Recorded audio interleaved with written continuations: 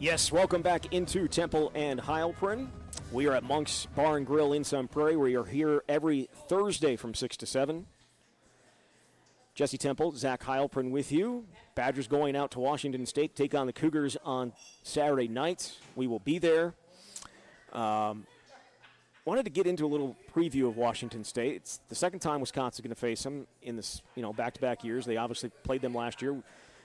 Washington State came in, got a couple touchdowns from Nakia Watson, beat them 17-14. Wisconsin had a bunch of turnovers, had a bunch of penalties. It was a disastrous performance, and what you kind of said on the camp earlier this week was it kind of was a starting point of what was the end of the Paul Chryst era at Wisconsin. So let's get into this. How much emphasis should be placed on the revenge factor for Wisconsin going out there? We heard from Uma Jongmeta this week.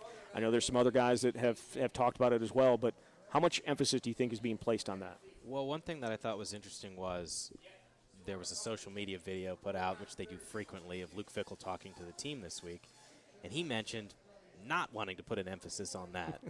But now, he wasn't here last year, and I imagine if he was, he maybe would feel a little differently. But for the guys who were here last year, that is certainly paramount. And Muma is one of those people, and he talked about how he remembered the narrative last year about Nakia Watson came back and scored 2 touchdowns against his former team, and then players were jumping on the W. But I had a chance to talk to Braylon Allen, and I thought this was kind of interesting. He told me that the Washington State loss last season was the game. He said it was, quote, the game that stings the most for me from last year. That's surprising. It was. And the reason that he said it was, and I think this also speaks to kind of where the team was at last year, they just sort of assumed they were going to go out there and beat Washington State. Like, they were looking ahead to Week 4 against Ohio State, thought it would be one of those undefeated premier matchups, and then they lost to Washington State. So I think that clearly the guys who are part of it want to get them back, but there are bigger storylines at play, at least in my opinion, and what I wrote about this week. It's about, to me, it's how far has this program really come in a year. Right, because it's about finishing. Before we get to that, I do want to mention this because I had no idea what Muma was talking about social media-wise after the game. Okay. And they played up the narrative of Nakia Watson coming back in and winning and beating his former team, right? And so the tweet started coming around places this week, and it was Washington State tweeting with the big picture of Nakia Watson essentially stepping on the field, and it was the comment was, jump up, and sit down. I never saw that until just now. Actually. I did not see it either.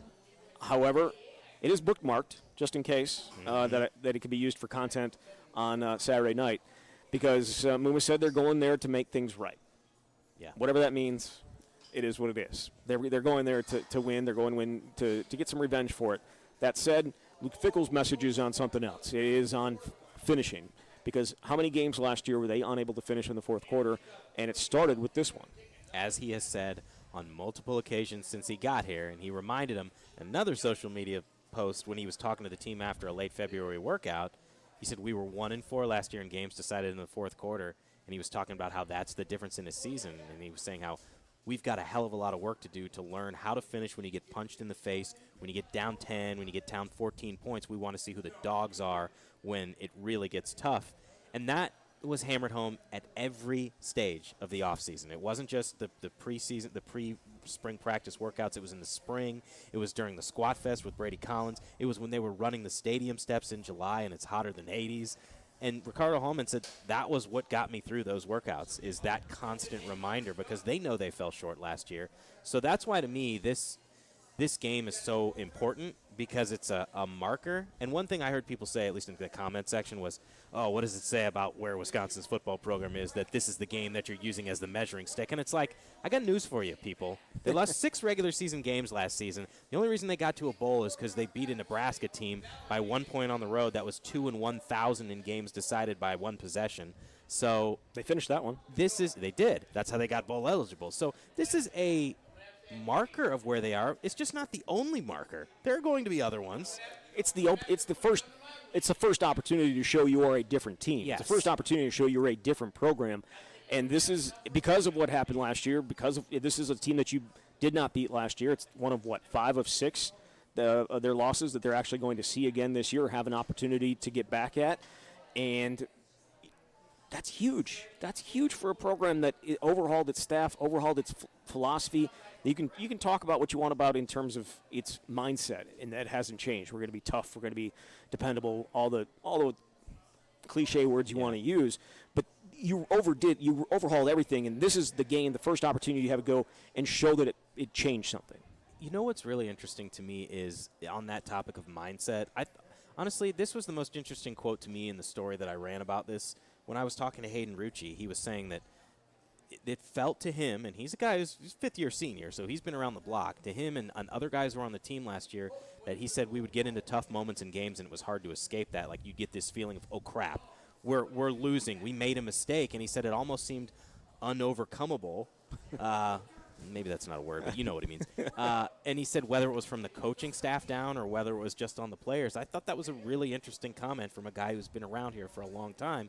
They feel differently coming into this season, but how you feel, I mean, it doesn't matter until you get on the field. We saw it with the football team. We saw it with the basketball team. How many close games did that basketball team get into last year, and they could not finish? And it felt like as soon as you got tight, they got tight, and it was done, and it wasn't going to happen. The same thing felt that way in football as well. You know, the previous year for basketball, you go 18 and something in games decided by single digits.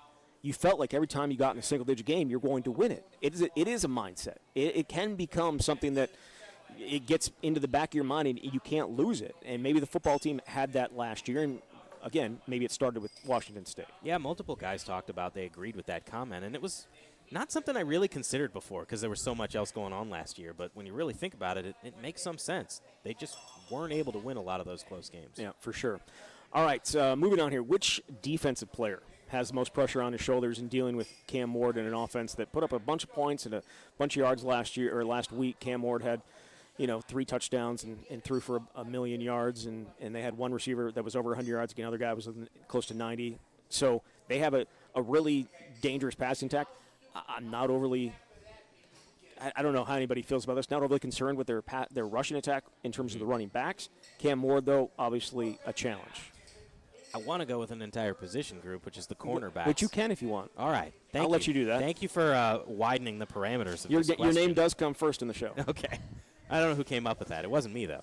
I think I'm going to go with the cornerbacks just because of exactly what you're saying. I mean, you can go with anybody in the front seven, any position group, but to me it comes down to what do those corners do when a team is actually able to air it out down the field, because we have seen a sound Wisconsin defense have trouble against teams like this that can spread you out, that have athletes that are fast down the field and are willing to take those shots. So we've been talking a lot about how good Ricardo Holman has been. What happens when he gets consistently tested? And are they going to throw in Jonas Duclona? How many reps would he get? Is it going to be a split between Alexander Smith and Nazir Forkurine?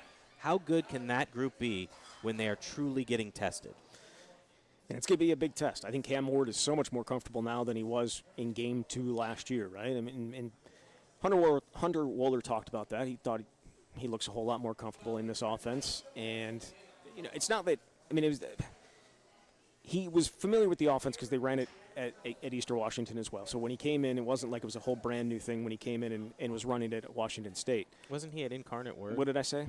Eastern Washington, Incarnate Word. So he was coming from FCS, but he had a million yards. But, yeah, it was a different situation. But it was the same offense. Yeah. Similar offense. Yeah. So they why was I thinking Eastern Washington? There was another quarterback that came up from FCS, which Eastern Washington is an FCS school, came up and had a big year. Either way, irrelevant. He feels a lot more comfortable with the guys that he's playing with, and I think that certainly showed last week. It's going to be a huge challenge. I think you could go a number of different position groups. Can the outside linebackers get home? Last week, they could not. The inside linebackers the same way. Could not get home. We can have arguments all you want about pressures. I thought they did a good job of getting pressure on them at times, but they got the ball in their hands and would never take sacks. Yes. Cam Ward is a little bit different. Colorado State had 3 sacks. They had 10 tackles for loss. So there's going to be opportunities there to get after Cam Ward, and I think that's going to be a challenge for the outside linebackers and the inside linebackers, especially a guy like Mumajong Meta, who was kind of quiet in week 1, and no Jordan Turner in the first half. They won't have him because of the suspension, so Jake Chaney, Mumajong Meta, it's going to be on them for the first half. We'll see. Other side of the ball, Washington State gave up 300-plus yards through the air last week. Can Wisconsin's passing game take advantage of that? Or do they rely on Allen and Malusi again? This is going to be such a tired comment. No, because I think they're going to take what the defense gives them. Right. All right, Phil Longo. Thanks. Well, I think that's part of it, though, and that's why they had so much success on the ground in Week 1. In part was because Buffalo was playing those two deep safeties. They were going to make sure that if they were going to get beat, it was going to be on the ground. Well, I guess big mistake. But I do think this passing game is going to have more success. I'm not expecting Ches and Braylon to run for 150 every game. That's just not going to happen. So to me, it's a matter of when, not if, this passing offense really gets it going. And I think that this will be a week. I think Tanner Mordecai is ready to show people how good he can be. I would agree with that. However, I also felt like he was pissed off and ready to go last week, too. Yeah, well, now he's even more furious. He was very short in his comments leading into the Buffalo game. He was even shorter with his comments after the Buffalo game. Yeah. He was all right. He was all right on Monday, but you could still or on Tuesday. You could still tell he was a little upset. I think that may just be him. I'm starting to think that's just who he is. We'll see after they win a game and he plays well. Maybe he'll be a little bit more vocal. But I also think he's a guy who's in his sixth year and ready just to not talk to media members ever again in his entire life. He doesn't need us. We need him more than he needs us. A whole lot more. A whole lot more. But that's irrelevant. That is irrelevant. I'm thinking it's going to be another big day on the ground. I think they are going to – last year they didn't have a ton of success against Washington State, at least average-wise. I think Braylon ended up with 98 yards, but it took them like 20-some-odd carries to get there. So can they have more success? Can they handle the front of Washington State? They did not handle the front of Washington State last year at all. And can they stay penalty-free, which was also a huge thing last year, but was not a huge thing in Week 1. So accountability. Post-snap, pre-snap was pretty darn good. Got to be accountable. I'm sounding like Luke Fickler. You got to be accountable in between the whistle, though, too. So we'll see.